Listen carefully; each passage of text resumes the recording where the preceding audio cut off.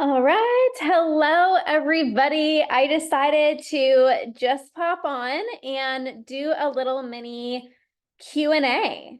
So I am here to answer any questions that you guys have regarding binge eating, emotional eating, overeating. Please drop your questions down below, and I am so happy to answer them. If you have any questions for me, I am here to support you with your relationship with food. You are not broken. There is a way out, and I'm going to take some time to support you. Drop your binge eating questions below. So drop your questions, you guys. If you are popping on, say hello. And you can drop your questions down below for me and I will answer them. I haven't done a TikTok live in so long. I used to do them like daily last year. Jody, hi, Jody. Sent you a comment. Jody, I don't know what comment you sent to me. It says Jody sent you a comment. I can't see the comment. But hi, Jody. Hi, Chloe. Okay, if you are popping on, drop your questions, you guys. What questions do you have about binge eating? Drop them down below, and I'm going to answer them for you. Jody's like, I don't know what that guy did. It's all good. How are you diagnosed as a binge eater? What are the symptoms? So honestly, I was never like technically like diagnosed. Literally, when I went to my doctor was like, you're fine. You're just stressed, and everyone eats when they're stressed. And I'm like, no, you don't get it. Okay. Like, I am doing some crazy shit with food, you know? So my doctor had no idea what binge eating actually was. And the reality is you don't have to be like diagnosed. Like, I knew that the things that I was doing with food were not normal. I knew that I was literally thinking about food from the time that I woke up until the time that I went to bed. That's not normal. It's common, but it's not normal. I felt like I was going through an out of body experience when I was binging. That's not normal. I was eating in secret. I was, eating healthy all day and then binging at home late at night.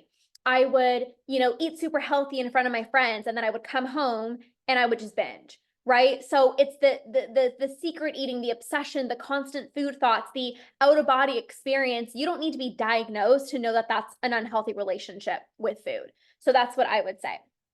Okay, next question. Hey, Chloe, I eat so well at work and then I get home and can't stop eating chocolate. I don't know how to stop. Okay, so this is very common. And if you guys can resonate with this, like let me know in the chat box. This was actually something that I personally struggled with as well too. It was like super easy to eat healthy all day. And then come the evenings, it's like you're super out of control with food.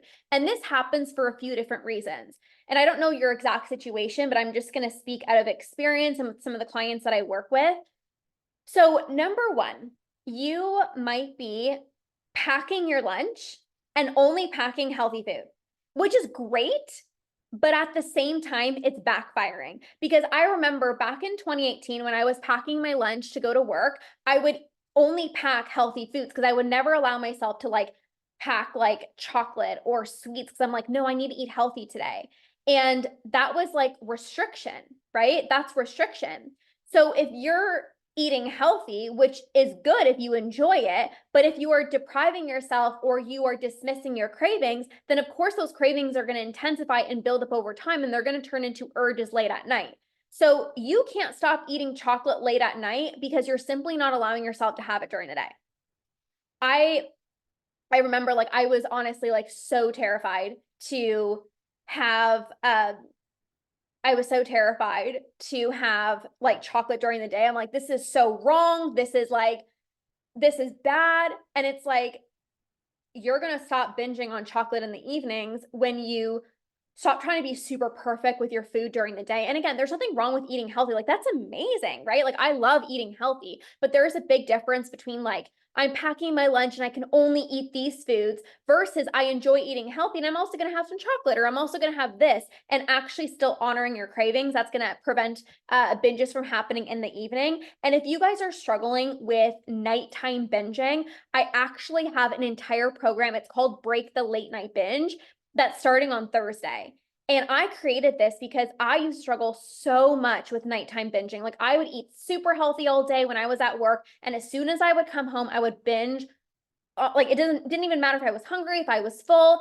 It did not matter. I would always binge. So if you feel like you can eat healthy all day, but you come home and like after dinner, it's the worst, my Break the Late Night Binge program is absolutely for you. We start on Thursday and you do save $100 if you join before then.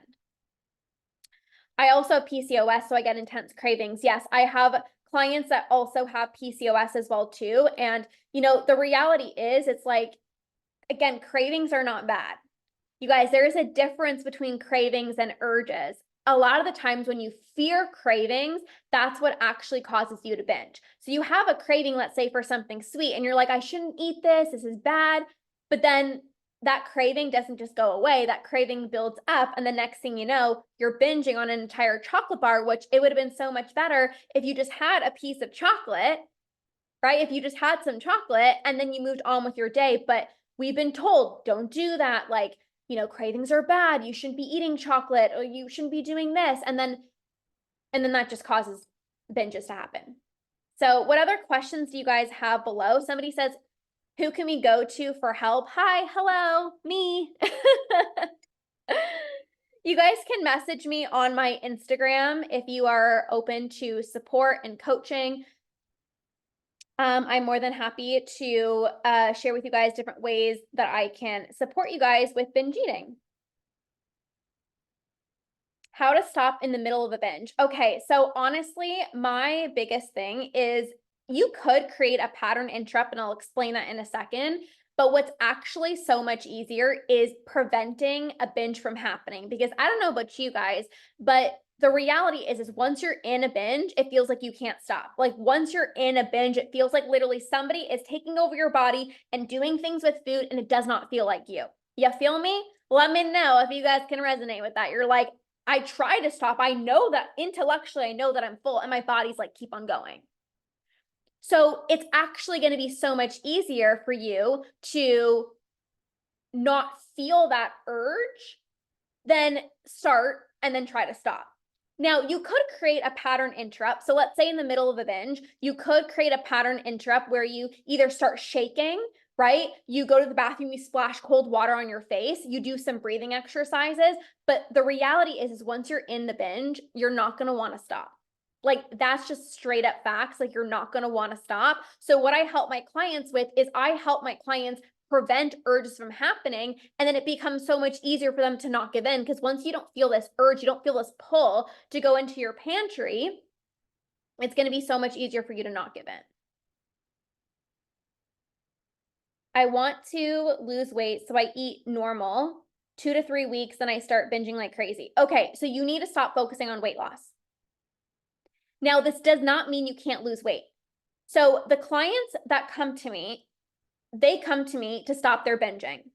I help them get back into with their hunger and fullness cues. They eat when they're hungry. They stop when they're full. They get rid of their urges. They're able to eat like a normal person. They're not thinking about food all day long. And as a result, their weight takes care of themselves. Their weight takes care of itself. When you are so focused on, I need to lose weight, you are going to restrict yourself. You're going to have crazy food rules, and it's going to backfire, and you're going to actually binge more because you're going to be thinking about food so much more. You're going to say, no, I can't eat this because that has too many calories. You're going to be dismissing your cravings, and you're going to spiral into a binge. So the reality is actually, when you don't focus on weight loss and you focus on healing your relationship with food, you focus on actually, healing, you focus on getting rid of your urges, you are going to be able to reach a healthier weight than focusing solely on weight loss. Have you ever relapsed into a binge? Nope. And it's been 4 years, baby. Was binging ever a coping mechanism for you? Of course. Of course. Absolutely. Yep. Absolutely. That's what, binging is, right? It's like, the reality is I was saying this to some of my clients. We weren't taught how to process, manage, or cope with our emotions. We weren't taught that in school. Nobody teaches you how to process your emotions. As your parents don't teach you how to manage your emotions. And so the reality is when you don't want to feel the stress, the anxiety, and you don't know even how to feel that, it's like, I need to run away. I need to escape. I need to numb. I don't like this feeling. And you know that just going into your pantry and eating can get rid of those emotions very quickly, obviously very temporarily, but you know that it could, get rid of the anxiety for a few moments. And then that just becomes your crutch. And it's like your brain now knows, like, ooh, well, if I'm super stressed out and I want a burst of comfort, I know what to do. I'm just going to go into the pantry and I'm out for a bit. Hey, Katie, is there certain times better to eat your meals that may help calm the binge down? There's not certain times. There's not certain times. I would just make sure that you're eating regularly throughout the day, right? Because if you are waiting too long to eat, that's absolutely going to make you feel impulsive. Um, and when you are already going into a meal super hungry, super impulsive, it makes it that much more challenging to be in tune with your body. It makes it that much more challenging to actually stop when you're full. So there's not specific times. I would just make sure that you are eating regularly throughout the day to prevent those urges from happening. Mine seems to happen near my period. Yes, that's super common. However, so during the time of the month, hormones do change. Like that is a fact. Hormones are fluctuating. However, you don't want to use it as a way to justify binges, right? Because it's very easy to be like, oh, I binge today because it's the time of the month, right? And although hormones do change, you don't want to use it as an excuse to just binge, because I get my period every single month and I don't binge. Why? It's because I got rid of my urges, because I have a healthy relationship with food, because I have trust around food, right? So once you heal your relationship with food, it doesn't matter if it's the time of the month, if you're by yourself, if you're on vacation, if it's late at night, you still won't binge. And that's what I can support you with. All right, let's see here. Is a 1,300 calorie deficit too low? Yes. Heck yeah. Katie, you're so welcome.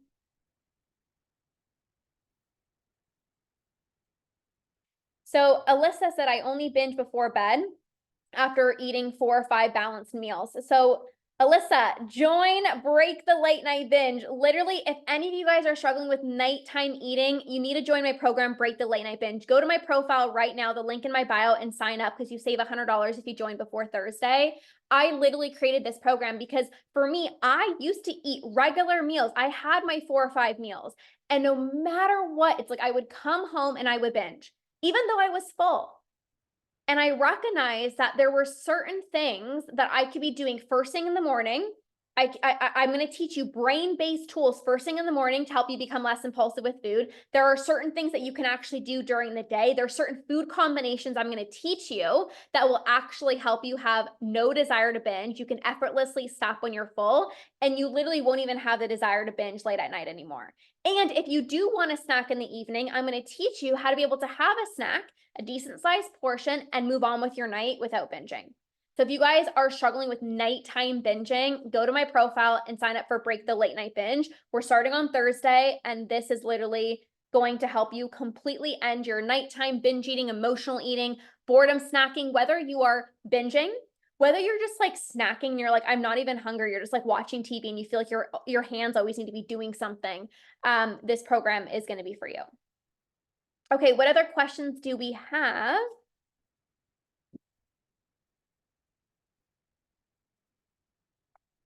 Hey, Julia, welcome. We're doing a Q&A, so if you want to drop any questions down below. This has been amazing. This is so much fun. I love doing these Q&As. I do a Q&A every single month inside of my Root and Rewire membership with my clients, and it is so much fun. I do them weekly inside of my academy. Hey, Heather. Okay, I'm going to keep drop your questions until somebody asks a question.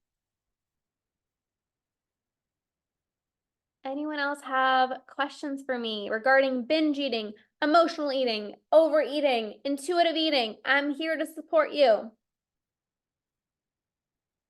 I'll stay on for a few more minutes if there are any other questions. If not, I will just pop off.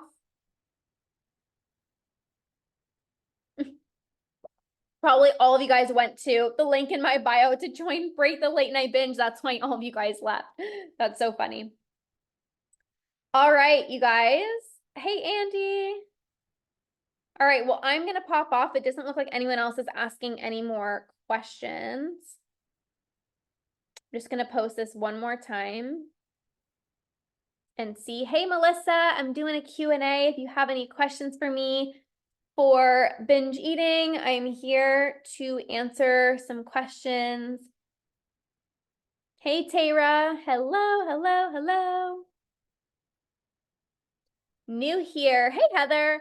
I have emotional binge eating, or I've emotionally or binge ate my whole life. I so see you. And for anyone that is struggling with binge eating, I want you guys to know that there is a way out.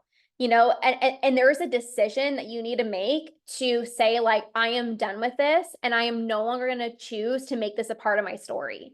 So I struggled with binge eating in the past for 10 years of my life. And I got to a point where I said, I am done with this. Like, binge eating was impacting my relationships. It was impacting my intimate life. It was impacting my career. It was impacting my mental health. Like, I was literally thinking about food and calories and my body all day long. I would look up the menu a week in advance. I'd binge every single time I was home alone. I was anxious all the time. I was on high alert all the time. And this moment in 2019, I decided, like, I am done with binging. I don't want to keep waking up full and bloated from how much I ate last night. I don't want to keep promising myself that I'm never going to binge again. Like, I want to end this for good. And that was the moment that I decided to commit to a better relationship with food. I committed to ending my binge eating.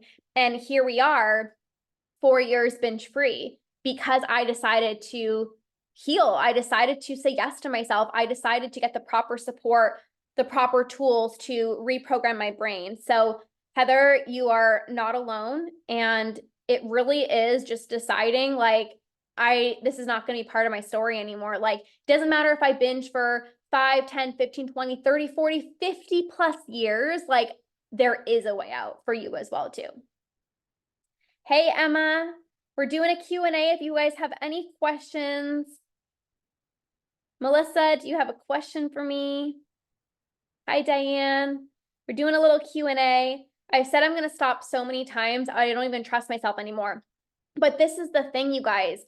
If you don't have the proper tools to stop your binge eating, you're literally going to just tell yourself, I promise myself I'm not going to do it.